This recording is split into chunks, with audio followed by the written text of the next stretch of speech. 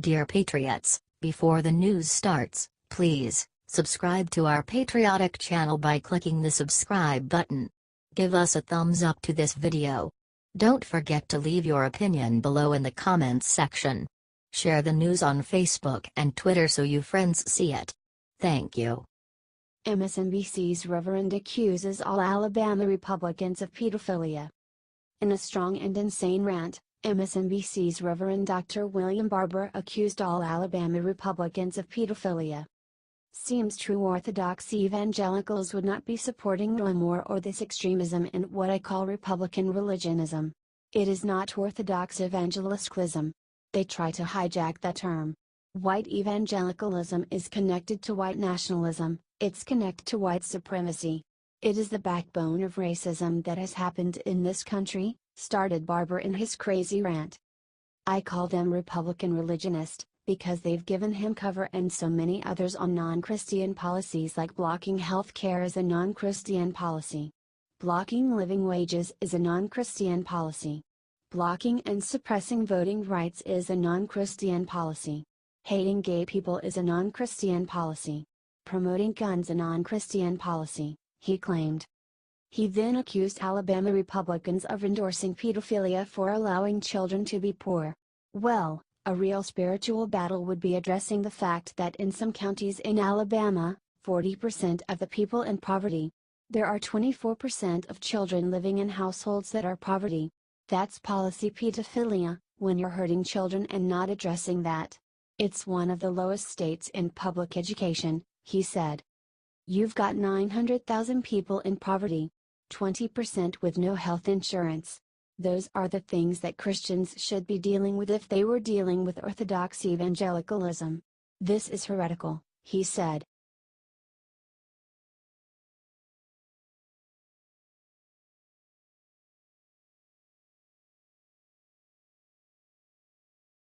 Tucker reveals why it's the end of the Clinton era, finally and completely. Are you relieved? For decades, smooth-talking Democratic darling Bill Clinton got a pass for all the sexual assaults he committed unchecked. Even so-called feminists like Ms. Magazine founder Gloria Steinem defended him, and his own wife who claims to support women helped cover up his sexual misconduct and defame his victims.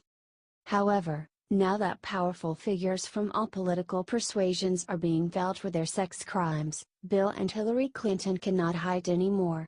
After more than 25 years of helping Bill Clinton hide his crimes, the liberal-biased national media has finally been forced to take Bill's accusers seriously. This is music to the ears of Fox News host Tucker Carlson. On an introduction to a recent broadcast, Carlson officially declared why the Clinton era in the Democratic Party and America as a whole is now over. Tucker asserted that Bill and Hillary have been in charge of the Democratic Party for a quarter century and explained that they have held control because they and their acolytes have ruthlessly stamped out numerous charges of sexual harassment and assault brought against Bill Clinton. He went on, suddenly out of nowhere, that's no longer working for them. The society-wide backlash has finally turned and bit the Clintons themselves. Describing how prominent Democrats have finally started to speak out against the Clintons. Where is this coming from? What does it mean, other than the end of the Clinton era, finally and completely? Do you agree with Tucker that the Clinton era is now officially finished?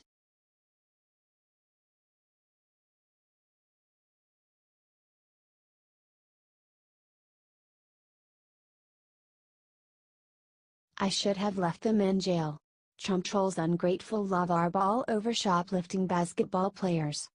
A one-abe entrepreneur from Southern California named Lavar Ball made a name for himself earlier this year by claiming that he could have beaten Michael Jordan in a game of one-on-one and predicting that his own son Lonzo, who just started playing for the Los Angeles Lakers, will be the greatest basketball player of all time.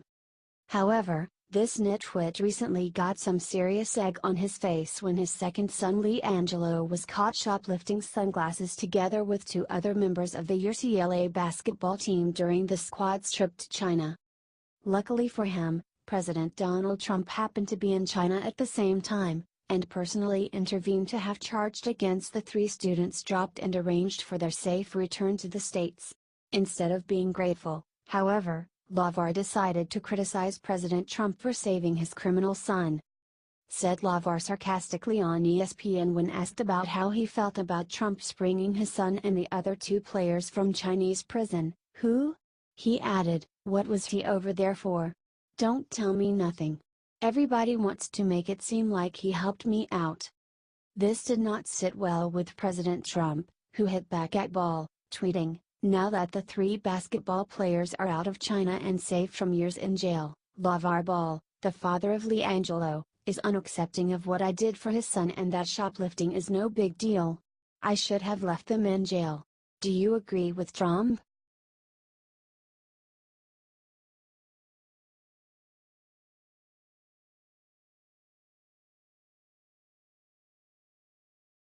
Black employee exposes how hipster racist lib Lena Dunham loves using the N-word. Girls creator Lynn Dunham is a dyed-in-the-wool liberal and pretends to care about the interests of women, minorities and any other groups of people that she feels are disadvantaged. However, it should come to very little surprise that Hillary-supporting feminist Dunham is in reality a hypocrite who operates out of her own self-interest. Dunham has been militant in defending women who accuse men of rape, saying that we should always believe the women. However, when a male friend of hers, who is white, named Murray Miller who writes for her show was accused of rape, Lena suddenly changed her tune and claimed that his female victim, who is black, was lying. Another one of Dunham's writers, an African-American woman named Zincy Clemens, just quit working for her as a response to her hypocrisy and burned her on the way out by exposing how Dunham is in real life a bigot who enjoys using the N-word. Wrote Zincy about spoiled racist Dunham, she and I ran in the same circles in college. Jemima Kirk was in my year at Rist while I was at Brown. We had many mutual acquaintances and still do. Most of these acquaintances were like Lena wealthy, with parents who are influential in the art world. They had a lot of power and seemed to get off on simultaneously wielding it and denying it. She then described, back in college, I avoided those people like the plague because of their well-known racism.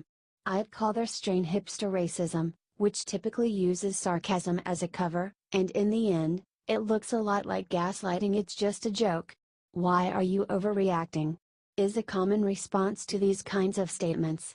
In Lena's circle, there was a girl who was known to use the N-word in conversation in order to be provocative, and if she was ever called on it, she would say it's just a joke. I was often in the same room with her, but I never spoke to her, only watched her from afar in anxiety and horror. Do you think Lena Dunham is a total fraud?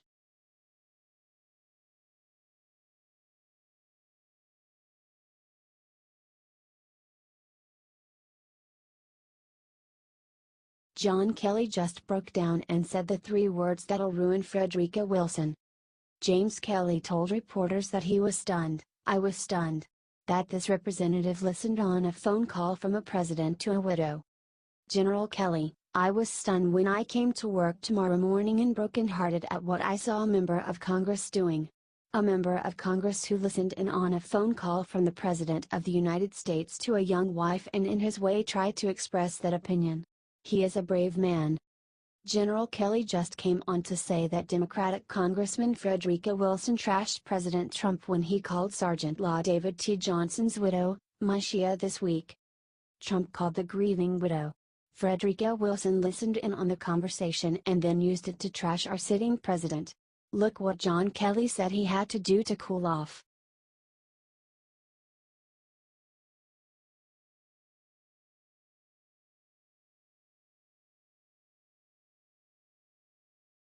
With three chilling words, Nikki Haley just declared war against major superpower. Nikki Haley is not messing around. According to Politico, the ambassador to the United Nations told a New York audience that Russian election meddling is warfare. I will tell you that when a country can come interfere in another country's elections, that is warfare. It really is, because you're making sure that the democracy shifts from what the people want to giving out that misinformation, Haley said. And we didn't just see it here. You can look at France and you can look at other countries. They are doing this everywhere. This is their new weapon of choice. And we have to make sure we get in front of it.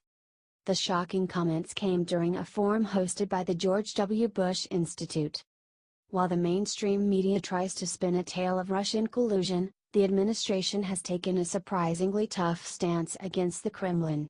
They've delivered sanctions, condemned them publicly, and have now called their actions warfare, hardly the actions of a White House trying to make secret deals with the Russians. So the Russian collusion story is a lie. But today, Nikki Haley delivered some truth. What do you think of this declaration? Sound off in the comments and share if you love Nikki Haley. She has become one of Donald Trump's best servants and she deserves our love.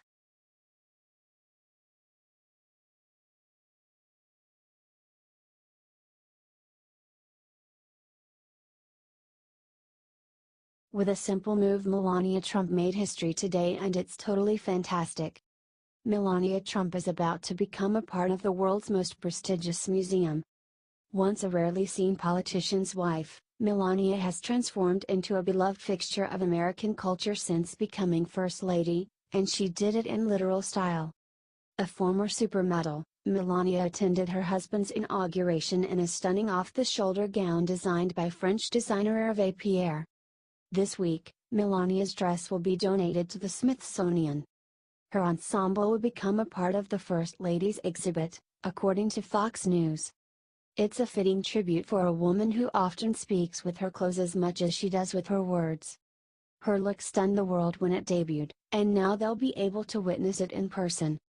Comment congratulations. And share if you love our First Lady. Melania has brought so much class to this White House. She deserves it.